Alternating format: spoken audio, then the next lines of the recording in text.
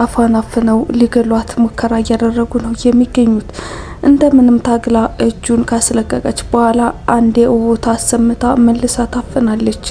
ቃል ደግሞ ውጭ ሆና እንግዲህ የእናቷን መነሳትና ለመነሳት በአንክሮት እየተከታተለች ነው የምትገኘው። ብሌን ምንም መቋቋም አቅቷታል። ትንፋሽ እያጠራት ነው። የአቶ በኃይሉን መዳፍ መቋቋም አልቻለችም። ሳሚ አንድም ነገር አይናገርም። ምንም አይነት ድርጊት አይፈጽምም። ቆሞ ብቻ የሚፈጠረውን ነገር በመታዘብ ላይ ነው የሚገኘው። ወይዘሮ ሰላም ከቆይታዎች በኋላ በሩን ከፍታ አጠራጣሪ ነገር ስለሰማች ወጥታ እንግዲህ እየቃኘች ነው የምትገኘው። በዚህ በደረቅ ሌሊት ማን ሊጮህ ይችላል በማለት በዚህ መካከል ብሌን አንድ ጊዜ ደግሞ እንግዲህ እጁ ሲለቅላት ትጮሃለች፣ መለሳ ትታፈናለች። ወዴት መሄድ ሁላ እንዳለባት አታቅም ነበረ ሰላም። ግን ቀስ እያለች ይሄ ድምጽ የብሌን ነው በማለት ወደ ብሌን ክፍል ጎራ ትላለች። ቃል ከኋላዋ በመምጣት እየተርበተበተች እንዴ ማዬ በዚህ ሰዓት ምን ልታደርጊ ተነሳሽ እና ለምንስ ወጣሽ ትላታለች። አንቺ በዚህ ሰዓት ምን ትሰሪያለሽ ትላታለች። በዚህ መካከል እንግዲህ አንድ ጩኸት አልሰማሽም ወይ? በእርግጠኝነት የብሌን ድምጽ ነው፣ የሆነ ነገር ሆናለች ትላታለች። ቅድም ከሆነ እኔ አይጥ አስደንግጦኝ ጮኬ ነበረ በማለት እንግዲህ ቢሆንም ውስጥ የጥሩ ስሜት እየተሰማኝ ስላልሆነ የብሌን ክላስ ድረስ መጥቼ ሳላያት አልሄድም እና ደህንነቷን ማየት ፈልጋለሁ ብላ ክላሷን ልትከፍት ስትል እናቶ በኃይሉ በድጋሚ አንድ ድምጽ አሰማለሁ ብቲ እንገልሻለን ብለው እንግዲህ አቶ በኃይሉ በኃይል ያፍናታል። ሳሚ ደግሞ ሽጉጥ ያወጣል። ቃል ደግሞ ሰላም ወደ ብሌን ክፍል እንዳትገባ የተለያየ ምክንያት እያቀረበች ነው የምትገኘው። ብሌን ከእንቅልፏ እንዴ ከነቃች ራስ ምታት እንደሚያማት፣ እንቅልፏን መረበሽ እንደማትወድ የተለያዩ ዘዴዎችን ያመጣች ነው የምትገኘው። ካልሽሽ ብላ ወይዘሮ ሰላም ትመለሳለች። ስትመለስ ግን አንድ በጣም የታፈነ ድምጽ፣ በሲቃ የተያዘ ድምጽ ትሰማለች። በድንጋጤ ወደ ኋላ ስትመለስ ነበረ አንድ የእንጨት ጉማጅ አንስታ ቃል ከኋላ ማጅራቷን መታ እየጣለቻት። እንግዲህ ከወደቀች በኋላ እናቴን ገደልኳት፣ ሰላምን ገደልኳት በማለት ስትጮህ እናቶ በኃይሉ ብሌንን ትተው ተሯሩጠው ይወጣሉ። እንግዲህ ከወደቀችበት አንስተው ሁላቸውም ወደ ሳሎን ተጋግዘው ተሸክመው አስገብተው ሶፋ ላይ አስተኝተዋታል። ብሌን ስሯ ቁጭ ብላ ስቅስቅ ብላ እያለቀሰች ነው የምትገኘው። እትዬ ቃልና በኃይሉ የሰሩብሽን ተንኮል ሳታቂ ሞትሽ ማለት ነው። ለኔም በጣም መልካም ሰው ነበርሽ። ቅድሚያ የ2 ወር ደሞዝ ሰጠሽኝ። አንቺ ማለት ለኔ እንደ እናት ነሽ እያለች ስሯ ቁጭ ብላ እያለቀሰች ነው የምትገኘው። ሳሚ ደግሞ ቆሞ የብሌንን ሁኔታ በማየት ውስጥሽ እናቶሽ መሆኗን በቃ አውቋል። ለዛ ነው ይሄን ያክል የምታዝኝላት። እያለቀሽም ይሄን ያክል ስቃይ እየደረሰብሽም እንኳን ቆንጆ ነሽ እያለ በውስጡ ለብሌን ያለውን አድናቆት እየቸረ ነው የሚገኘው። አቶ በኃይሉም ያንን ያክል ሲያሰቃያት ከቆየ በኋላ ከሱ ዘወር በይ በማለት ሄዶ ድጋሚ ጫና ሊያደርስባት ሲል ነበረ ሳሚ መንገዱን የዘጋበት እና ለዚች ገረድ እየተከላከልክላት ነው ወይ ሲለው እሱም አይደለም ተጨማሪ ጣጣ ውስጥ እንዳትገባ ብዬ ነው ብሎ ለማስተባበል እየሞከረ ነው። ዳግም ጠባብ ክፍል ውስጥ ተኝቶ የሰማሁት ነገር እውነት ነው ወይ ምንድን ነው? ብቻ እዚህ ግቢ ውስጥ አንድ የሚካሄድ ነገር አለ እያለ ለመውጣት ፈራ ተባ እያለ ነው የሚገኘው። በመጨረሻ ግን ወስኖ ሲወጣ ባዶ ግቢ ነው ያየውና ምንም ነገር የለም፣ ስለተጨናነኩ ነው ወይም ደግሞ ብሌንን ስላፈቀርኳት ነው ብሎ ለራሱ አይሆኑ ምክንያት ሰጥቶ ተመልሶ ተኝቷል። ከተኛ በኋላ ግን ከፍተኛ ሙግት ውስጥ ነበር እየገባው። አንደኛው እንግዲህ ህሊናው በጣም እየወቀሰው ነው የሚገኘው። የብሌንን እናት ለምን አገትኳት የሚለው እውነቱን ንገራት ይለዋል በአንድ በኩል ደግሞ ምንም ነገር አትናገር ብሌንን ታስከፋታለህ እያለው ከራሱ ጋር ከፍተኛ ሙግት ውስጥ ገብቶ ነው የሚገኘው። በዚህ መካከል ወይዘሮ ሰላም ትነቃለች። ምን ሆኜ ነው? ከብሌን ክፍል ድምጽ ሰምቼ እዛ ነበርኩኝ እኮ ማን ጮኸው ብላ ድጋሚ ተጠይቃቸዋለች። እና ማንም አልጮኸም፣ ከብሌን ክፍል ደርሰሽ ስትመለሺ ወድቀሽ ነው ብላ ትመልስላታለች ቃል።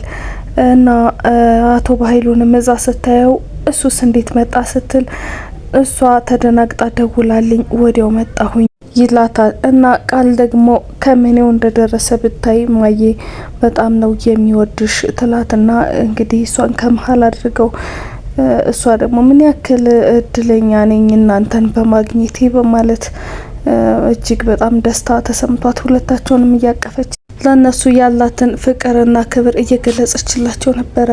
በዚህ መካከል ብሌን በትዝብት እያየቻቸው ነበረ። አይትዬ ምን ያክል እንደሚያሞኙሽና አንቺን ሊገድሉሽ እንደሚፈልጉ ብታውቂ ኖሮ እያለች በውስጧ እየተብሰለሰለች ነው። ሳሚም ነገሩን በአግራሞት እየተከታተለ ነው የሚገኘው። እንግዲህ በዚህ መካከል ብሌን ለወይዘሮ ሰላም ምግብ ሰርታ የዛ መታ አሁን እንዴት አደረገሽ እየተሻለሽ ነው ወይ ብላ ጠይቃታለች። ምንም አለለም ራስ ምታት እያስቸገረኝ ነው ትላታለች።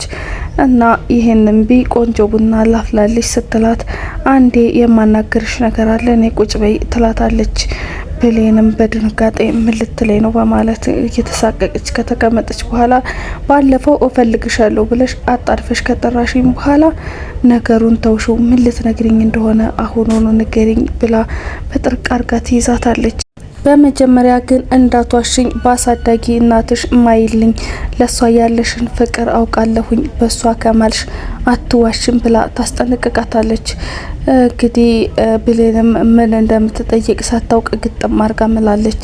እና ለምንድን ነው እየፈለግሽኝ ስትላት ድጋሚ በሀሳቧ ቃል ያንቺ ልጅ አይደለችም አቶ በኃይሉና እሷ ሀብትሽን ለመውረስ ያዘጋጁት ሀሰተኛ ልጅ ናት እንጂ በማለት ስታወራ ምን ማለት ነው ከወንድሜና ከልጄ ጋር ልታጣይኝ ነው ወይ ብላ በጥፊ ስታጮላት በሀሳቧ ይታያታል። ቃልም ወደ እሷ መታ አንቺ ምናልሽ ይው ልታለያይኝ ነው ከእናቴ ጋር የምትፈልጊው ባለፈው መርዝ እየሰጠችሽ ነው ልትገድልሽ ነው በማለት አጣልተሽኝ ነበረ ትላታለች። እሷም አዎ ክፉ ሰው ነሽ ለምንድነው ግን የሚያክል በጣም አረመኔ ይሆንሹ ብላ ቃልን ስትመልስላትና ከፍተኛ ቲካራ ውስጥ ሲገቡ በሀሳቡ ይታያታል። እና ወይዘሮ ሰላም የብሌንን መተከዝ ካየች በኋላ ምን ነው ይህን ያክል በሀሳብ መሄድ ስትላት መለስ ብላ አይ እናቴን አሞብኝ ብር ቸግሮኝ አበድርኝ ልልሽ ነበረ ብላት እንግዲህ ያልቸገራትን 2000 ብር ከሰላም ተቀብላ ወጣለች።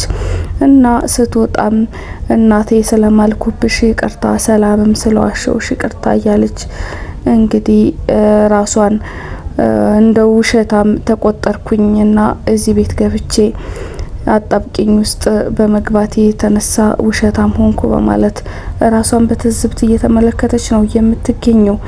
እና ቃል ደግሞ ከበር ተለጥፋ ይሄንን ውይይት ስትሰማ ነበረ።